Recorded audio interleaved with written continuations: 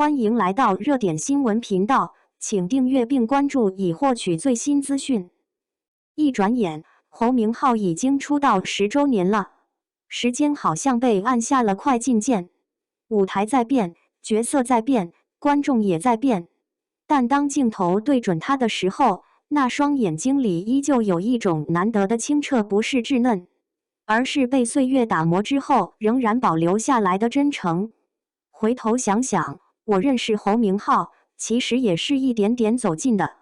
最早是寒武纪，当年并没有完整追剧，只是在宣传照里记住了简子这个角色，也记住了那张少年感十足的脸，奶乎乎的，干净的，像是从漫画里走出来的男生。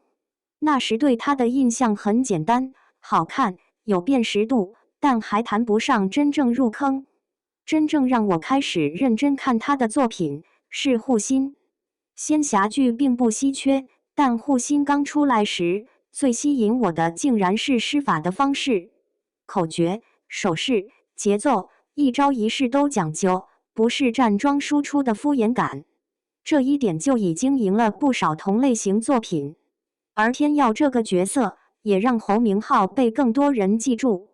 斗兽场那一段几乎是他在剧中的高光时刻，打戏干净利落，造型利索，镜头抬起的一瞬间，气场全开，真的有种镜头为他服务的感觉。那一刻你会发现，这个少年已经不只是长得好看，而是在角色里站住了。当然，作为他第一次真正意义上的仙侠男主，演技还有些青涩，情绪起伏时，眉头偶尔用力过猛，但这种不完美反而让天耀更像一条刚学会理解人间的小龙。尤其是不压眼的镜头里，单纯几乎是写在眼睛里的。那句真是不甘心啊，配合走马灯般的回忆，轻轻松松就击中了人心。看完护心，我开始考古，于是点开了人不彪悍网少年。本来以为是常规的青春校园剧，甚至一度误以为男二和女主才是官配，直到侯明昊饰演的花彪站在教室门口出现，那一刻我才真正明白什么叫天降。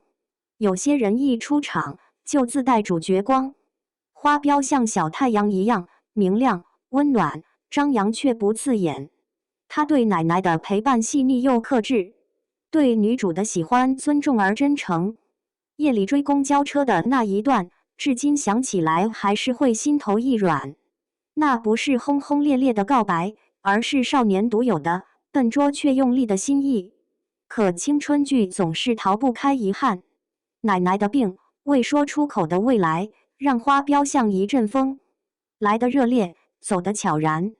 直到现在，我还是会忍不住想，他后来有没有真的考上大学？有没有在某个校园里继续那样明亮的生活？回头再看这部剧，侯明昊的表演和角色高度贴合，青涩但热烈，简单却真诚，那种自然流露的少年气是演不出来的。